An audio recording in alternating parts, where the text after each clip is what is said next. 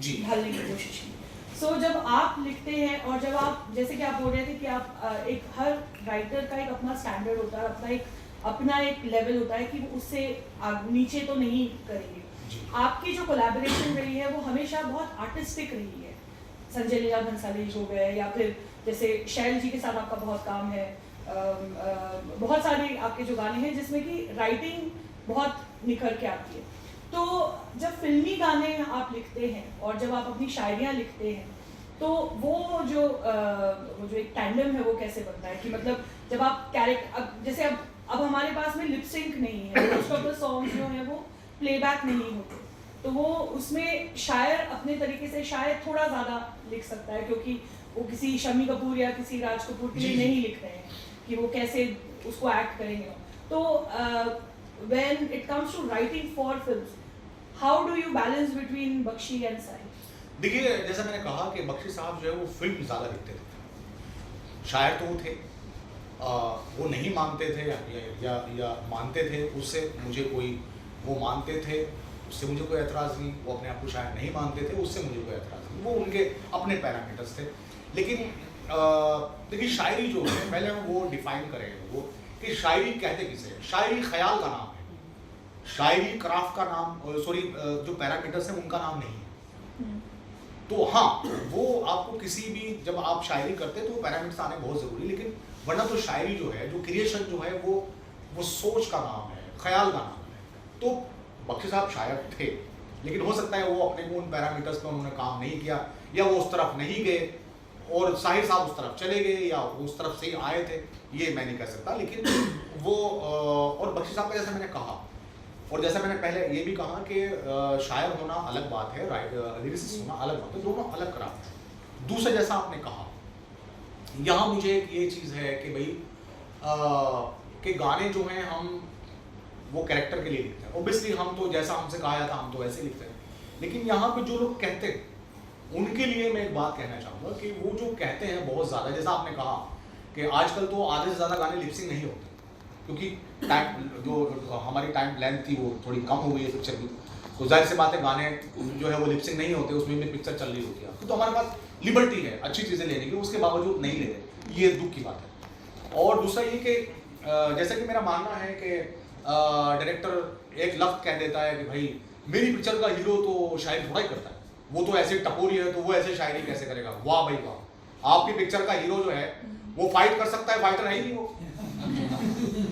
आपकी पिक्चर का hero singer है ही नहीं, सुर में गा सकता है वो, भाई वो सोनू निगम भी तो नहीं है, और वो आपकी पिक्चर का हीरो माइकल जैक्सन भी नहीं है। जरा इतने लोग यहाँ बैठे हैं, एक बीट टू बीट डांस कैसे कर सकता है आदमी, वो भी तो करता है ना। तो जब आपका हीरो डांसर नहीं है, डांसर बना हुआ गाने के लिए, फाइटर नहीं है, फाइट के लिए फाइटर बना हुआ है, आपका हीरो गाने के लिए सोनू निगम या दूसरा और कोई अरिजीत सिंह बना हुआ है, तो भाई आपके हीरो को तुराज बनने में क्या तकलीफ है, वो भी तो बन सकता है, क्यों नहीं बन सकता।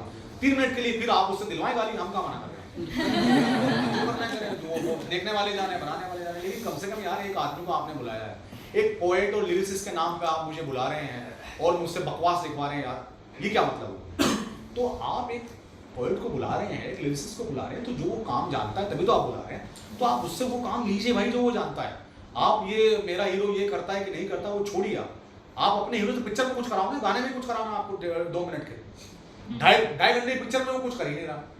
अभी धुरंधर में रणवीर सिंह 90% फिल्म में ऐसे हाथ बांधे खड़ा हुआ, कहीं गिलास पकड़े हिंचमैन बना हुआ है, आप उससे कुछ कराओ भाई, मेरे गाने से कराना है आपको। तो 2 मिनट की पिक्चर आप गाने में एडजस्ट नहीं हो सकती, मेरा गाना कर लीजिए आप 2 मिनट में, उसके बाद आप 2 मिनट उसने पोइट्री कर ली, जैसे डांस किया, पोइट्री भी चली गई, ओके, कौन पूछ रहा है भाई आपसे, कौन कह रहा है, हाँ कोई कहे तो आप फिर बताएं। तो ये बड़ा चक्कर है, और इसमें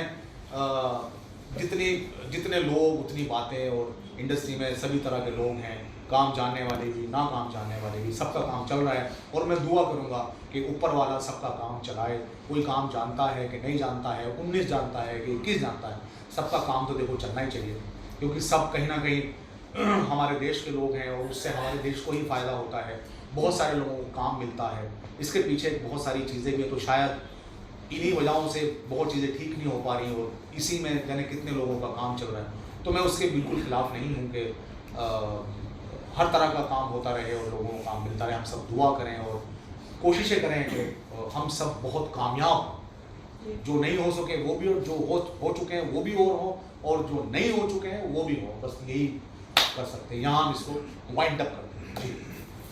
दो चीज़ पूछनी है, एक में आपकी राय चाहिए, एक में आपकी सीख चाहिए। पहली चीज़ है तो हमेशा सुनने में आता है, या आप भी ऐसा बोल रहे थे बीच में कि आजकल गाने थोड़े वैसे लिखे आते हैं, गाने अच्छे बनते नहीं हैं, हर बड़े बड़े डायरेक्टर या कोई भी लोग ऐसे ऐसे गाने बनते नहीं हैं। सो मुझे तो हर एरा में था है। हाँ बिल्कुल। 90 और 70 में ये अच्छे गाने खराब गाना, अभी हम गाने इसलिए याद करते हैं कि वो छाने हुए गाने हैं, खराब गाने याद नहीं रखता है। बिल्कुल, ये आपकी बात अगली जनरेशन की तरफ हाँ। शिफ्ट हो जाती है। बुराई की ये विडंबना कह लो या बुराई की ये बुराई कह लो कि वो दम तोड़ देती है कुछ टाइम के बाद। तो ऐसा नहीं है कि बुरे गाने और बुरी फिल्में और बुरे काम पहले नहीं हुए, बहुत ही वाहियात काम हुए हैं, वो हम तक नहीं आए हैं। आज भी नहीं है। हाँ, तो ऐसे ही जो आज हो रहा है, कल मुझे ऐसा बिल्कुल यकीन है कि जो हमारी आने वाली जनरेशंस होंगी या जो लोग होंगे या जो आज देखने वाले होंगे, उन तक बिल्कुल ये वाहियात काम नहीं पहुंचेगा, अच्छा ही काम पहुंचेगा। तो दूसरी चीज़ आपसे जानना था, अभी मैं स्पैरिंग राइटर सर डायलॉग राइटर गया आपने कहा था पहले। जी जी, मैं लिखता हूँ। तो डायलॉग्स में हम यूजुअली फिर हम पंची डायलॉग्स टीवी में खासकर पंची डायलॉग्स, फिर अब लिरिसिस्ट में शिफ्ट हुए, दोनों में अंतर क्या है? दोनों में आई गेस दोनों जगह पंची लाइन चाहिए, फिर आपका क्या डिफरेंस है समझ में कि लिरिसिस्ट में क्या एम्फेसिस करना चाहिए था राइटर मुझे? देखिए दोनों नहीं, पंच तो आप जो भी काम कर रहे हैं उसमें पंचेज होने बहुत जरूरी है। आपकी खुद की पर्सनालिटी में मेरा मानना है कि पंचेज होने चाहिए। उससे क्या होता है कि जब आप लोगों के लिए काम कर रहे होते हैं, मतलब बहुत सारे लोगों को सेटिस्फाई करने के लिए या उनको अच्छा लगने के लिए या उनको एंटरटेन करने के लिए काम कर रहे होते हैं, तो आपकी हर चीज़ में पंच होने चाहिए।